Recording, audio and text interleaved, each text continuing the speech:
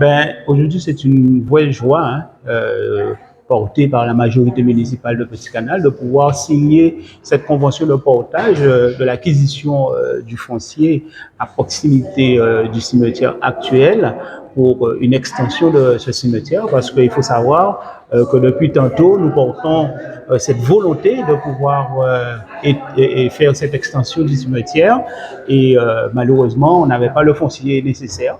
Et nous avons eu la chance quand même de trouver une famille, je dirais les consorts Jalem, qui ont accepté de nous vendre leur foncier, qui se trouve juste à proximité, qui va nous permettre de réaliser cette extension et ainsi de pouvoir répondre à la mise aux normes du cimetière dans un premier temps, mais aussi à répondre à la demande de la population parce que nous avons de nombreuses demandes de concession et jusqu'alors on ne pouvait pas donner de réponse positive.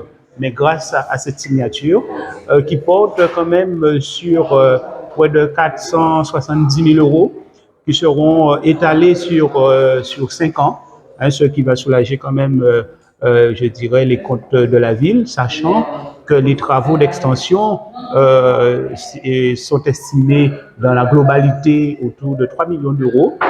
Dans un premier temps, on va lancer la première tranche qui portera sur 1,4 million et par la suite, au fur et à mesure, on va réaliser les autres tranches pour finalement faire en sorte que le cimetière de Petit Canal soit aux normes. Oui, alors la commune de Petit Canal nous a interpellés en 2021 pour pouvoir acquérir pour son compte un foncier, une opportunité foncière destinée à l'extension du cimetière.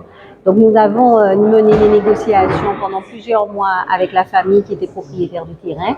On a abouti à une signature de l'acte de vente la semaine dernière et aujourd'hui, en fait, la convention que nous avons signée vient formaliser le partenariat entre la commune de Petit Canal et l'établissement public foncier. Donc je rappelle qu'on est un opérateur foncier, donc on mène les négociations, on recherche les titres de propriété, on signe les actes de vente, on devient propriétaire de la parcelle et on assure ce qu'on appelle le portage pour la commune. Le portage, c'est le bien reste dans notre patrimoine pendant un certain nombre d'années, le temps que la commune puisse monter son projet et lorsqu'elle est prête à réaliser son projet, on lui revend le terrain mais au même prix.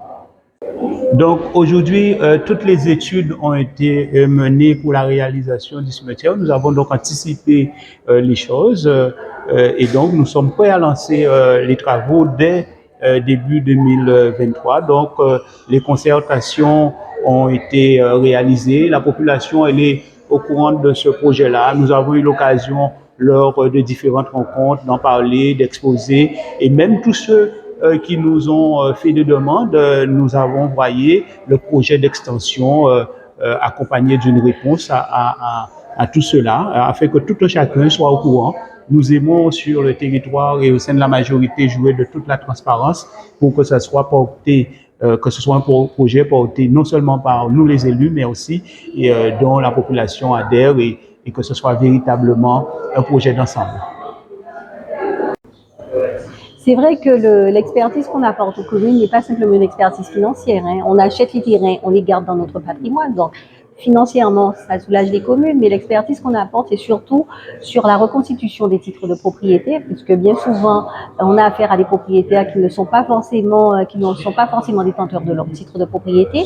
Donc, on apporte toute une expertise sur la recherche du titre de propriété, sur l'identification des héritiers et des ayants droit. Et une fois effectivement que ces deux formalités sont accomplies, on mène l'ensemble des négociations pour permettre de trouver un accord entre la famille et le PF. Donc l'expertise n'est pas simplement une expertise financière, mais c'est aussi une expertise foncière dans un certain nombre de domaines.